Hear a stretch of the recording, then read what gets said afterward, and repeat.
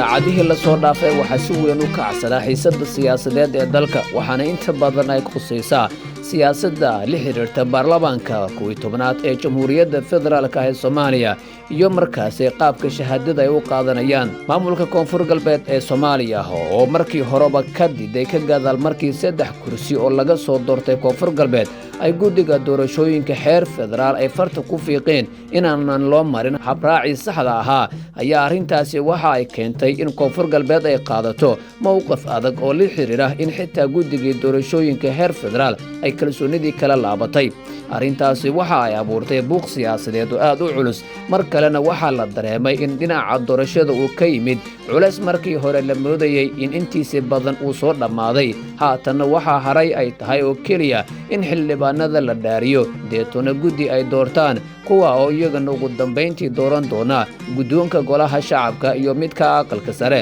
ugu dambeyntiina loo dhaadhaco tan ugu sarreyso oo ah doorashada madaxweynaha dalka intaas ka sokow waxaa jira in qaar ka mid ah guddiga doorashooyinka qaranka ay dhowaan sidoo kale kalsoonidii kala laabteen guddoomiyaha guddiga doorashooyinka heer federaal Muuse Geele waxaana tan markaasba xaaladda ay ahayd mid aad u kacsan waxyaabaha keenay in doorashada Soomaaliya mar kale ay murankeeda dib u soo laabto waxaa ka mid ah ninka siyaasadda Soomaaliya haatan ugu sarreeya dhinaca rogrogga iyo markaa isku dubaridka dhinaca siyaasadda amaba dadka qaar ay u yaqaanaan aktarka siyaasadda Soomaaliya waxaan u jeedaa Fahad Yaasiin Xaaji Daahir oo ay sheegeen guddiga inaan la sii doonin shahaadada heer federaal ee guddiga FID maadaama iyagu ay sheegeen in kursigaasi aan loo marin habraaci saxda ahaa waxaas oo khilaafaad iyo mugdi siyaasadeed iyadoo ay jirto ayaa mar qura waxaa bogga Twitter-ka hay'adda nabad sugidda iyo sirdoonka qaranka la soo dhigay war aan la filayn oo inta badan dadka Soomaaliyeed la yaab ku noqday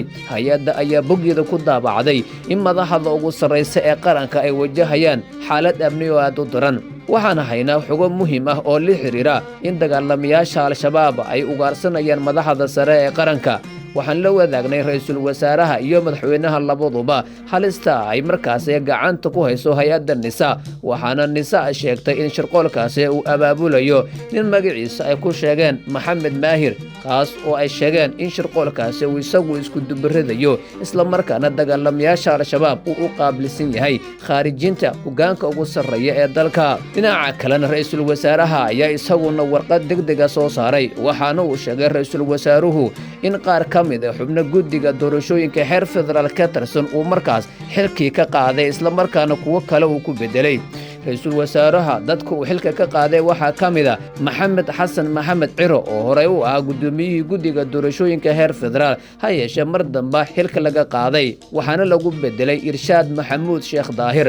waxaa kaloo xilkii xubinimo ee guddiga heer federaal laga qaaday xoghaayihii guud ee guddiga doorashooyinka heer federaal Cabdiraxiin Cabdicasiis Aadan oo isaguna lagu bedelay Xasan Cali Yuusuf waxaa kaloo warqadda ra'iisul wasaaraha ka soo baxday xafiiskiisa dignin looga diray ugu yaraantii 5 xubnood oo iyaguna ka mid ah isla guddiga heer federaal waxaana 5taasi ka mid ah 1 Yuusuf Cabdikheer Cabdinuur Cabdinaasir Maxamed Guuleed Cabdijibaar Cabdullaahi Faarax Axmed Aadan Dagaal iyo Saadiya Xasan Xuseen waxa uu ra'iisul wasaaruhu ku sheegay in 5tan qof ee aan kor ku soo xusnay la siiyay digniintii ugu dambeysay dhammaantoodna ra'iisul wasaaruhu waxa uu ku eedeeyay in faraha ay la galeen wax ka baxsan shaqada guddiga heer federaal ee doorashooyinka qaranka durbaba maamulka Koonfur Galbeed ayaa iyana warqad ka soo daba saartay Koonfur Galbeed waxa ay garowsan tahay in ra'iisul wasaaruhu ku xadgudbayo madasha qaranka iyo markaas heshiisyadii hore looga gaaray ee la xiriiray dhinaca doorashooyinka qaranka ayaa lagu yiri warka ka soo baxay maamul goboleedka Koonfur Galbeed ee Soomaaliya Koonfur Galbeed waxa ay garwaaqsan tahay in ra'iisul wasaaruhu uu keligii talinayo isla markaana go'aanada isagoo uu qaadanayo tani waxa ay xadgudub ku tahay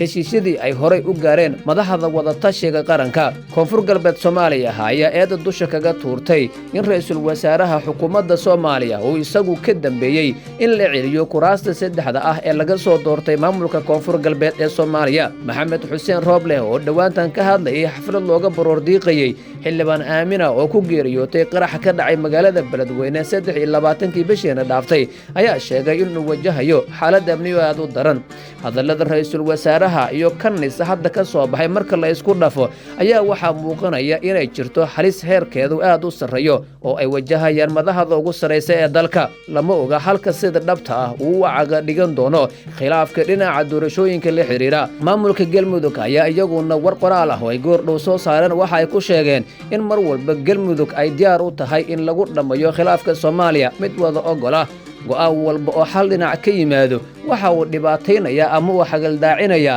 horumarkii doorashooyinka oo haatan maraya meel gebageba ah ayay tiri maamulka Galmudug. dhinaca kalena guddiga heer maamul goboleed ee Hirshabeelle ayaa war qoraal ah oo uu soo saaray waxa uu ku sheegay in xakinta la xakiyay kursiga Fahad Yaasiin Xaaji Daahir ay tahay mid cadaalad darro ah, kursigaana si xaq ah ay u dhacday doorashadiisa. waxaana goobjoog ahaa guddiga khilaafaadka iyo guddiga heer federaal ayaa lagu yiri war qoraal oo ka soo baxay guddiga doorashooyinka heer dowlad goboleed Hirshabeelle. waxaan ku celinaynaa in kursigaasi habraaci loo maray uu ahaa mid sax ah, mana jirto cid ilaa iyo haatan kursigaasi ka cabanaysa, namana soo gaarin guddiga khilaafaadkana ma qaban wax cabasho ah oo la xiriira kursiga Fahad Yaasiin ayaa lagu yiri warka ka soo baxay guddiga doorashooyinka heer dowlad goboleed Hirshabeelle. si kastaba ha ahaatee saacadihii u dambeeyey waxaa muuqanayay in siyaasadda Soomaaliya ay aaday jiha kale